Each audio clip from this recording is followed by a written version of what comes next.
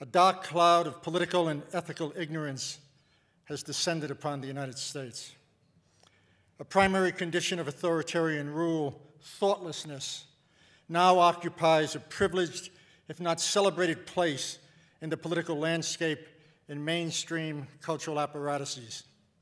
A new kind of infantilism now shapes daily life as adults gleefully take on the role of unthinking children, and children are pushed to be adults, stripped of their innocence and subject to a range of disciplinary pressures that saddle them with debt and cripple their ability to be imaginative. Under such circumstances, agency devolves into a mind-numbing anti-intellectualism evident in the banalities produced by Fox News, infotainment, and celebrity culture, and in the blinding rage produced by populist politicians who support creationism, argue against climate change, and rail against immigration, the rights of women, public service workers, gays, and countless others. There is more at work here than a lethal form of intellectual, political, and emotional infantilism. There is the catastrophe of indifference and an inattentiveness to memory and critique that breeds horrors, flirtations with irrationality, and the withering of political life. The citizen is now urged to become a consumer. Politicians are now mouthpieces for money and power, and the burgeoning army of anti-public intellectuals in the mainstream or corporate media present themselves as unapologetic enemies of compassion, the commons, and democracy itself. Education is no longer viewed as a public good, but a private right, just as critical thinking is devalued as a fundamental necessity for creating engaged and socially responsible citizens. Neoliberalism's contempt for the social is now matched by an utter disdain for the common good. Public spheres that once encouraged progressive ideas, enlightened social policies, democratic values, critical dialogue, and exchange have been replaced by corporate entities whose ultimate fidelity is to increasing profit margins and producing a vast commercial culture that tends to function so as to erase everything that matters. One outcome of this tangle of forces is that we live at a time in which institutions that were designed to limit human suffering and indignity and protect the public from the boom and bust cycles of capitalist markets have now been weakened or abolished. Free market policies, values, and practices, with their now unrestrained emphasis on the privatization of public wealth, the denigration of social protections, and the deregulation of economic activity, influence practically every commanding political and economic institution in North America. Finance capitalism now drives politics, governance, and policy in unprecedented ways, and is more than willing to sacrifice the future of young people for short-term political and economic gains. Given these conditions, an overwhelming catalog of evidence has come into view that indicates that nation-states organized by neoliberal priorities have implicitly declared war on their children, offering a disturbing index of societies in the midst of a deep moral and political catastrophe.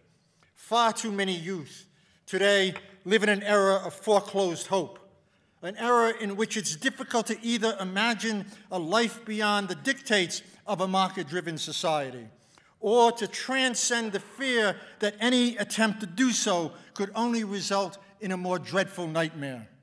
As Jennifer Silver has pointed out, this generation of especially, quote, young working-class men and women are trying to figure out what it means to be an adult in a world of disappearing jobs, soaring education costs, and shrinking support networks. They live at home longer, spend more years in college, change jobs more frequently, and start families later. Youth today are not only plagued by the fragility and uncertainty of the present, they are the first post-war generation facing the prospect of downward mobility, in which the plight of the outcast stretches to embrace a generation as a whole. It's little wonder that these youngsters are called Generation Zero, a generation with zero opportunities, zero futures, and zero expectations. Or to use Guy Standing's term, the precariat, which he defines as a growing proportion of our total society forced to accept a life of unstable labor and unstable living. Too many young people and other vulnerable groups now inhabit what might be called a geography of terminal exclusion, a space of disposability that extends its reach to a growing number of individuals and groups. Your talk brought together so many elements for me. And they were elements that kind of addressed so many of these political anxieties that we're seeing and feeling on a daily basis. And you put those anxieties into words, along with the realities that back them up. And when I say put into words, I mean sometimes creating a new language. So these phrases like disimagination zones and zombie politics, and you use educated hope. These phrases start to get at these hard-to-name phenomena that we're seeing and feeling in this neoliberal world. So why is it important to get the language right? What role does that play in moving us toward democracy? It's such an important question for me, because I think that one of the ways in which domination begins to work is that it takes language and it empties it out of any meaning by making the claim that it's often just simply common sense. It normalizes it. Right. And it normalizes it in multiple ways. I mean, it normalizes it by saying things like, if people are poor, it's because they want to be. And everybody, goes like this.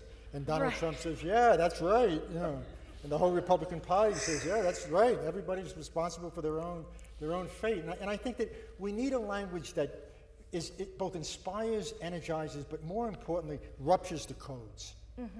You need a language that ruptures the codes. And I think that there are multiple ways around which that is done. And for me, as I mentioned earlier in the talk, and I didn't develop this particular strain of thought, I mean, around the question of language and power and politics, is that three things have to be acknowledged here. One, we live at a time in which the relationship between culture, politics, political power, and everyday life is unlike anything we've ever seen before. So culture is the great educator. It's now the great educator. And since it's mostly corporate controlled, it has a language that so constrains the possibility of imagining a different future that any language that's able to both interrogate and rupture that, but especially a language that can translate between private issues and public concerns, and bring things together in a way in which isolated events are more than that. They're seen as something more than, they're seen as part of a larger systemic geography of power. I think that's why language to me is. And I'm also moved by language. I mean, I don't know about you, but I want language that dances. Yeah. Right? I want language I can feel, I want language that reminds me of Billie Holiday and Gramsci. I want language that's like Fats Domino. I don't want language that doesn't sing. I want language in which people can hear it, and to be more specific, can make an investment in it by virtue of an identification with it. And I'm not keen on language for which that identification hides behind a firewall of jargon.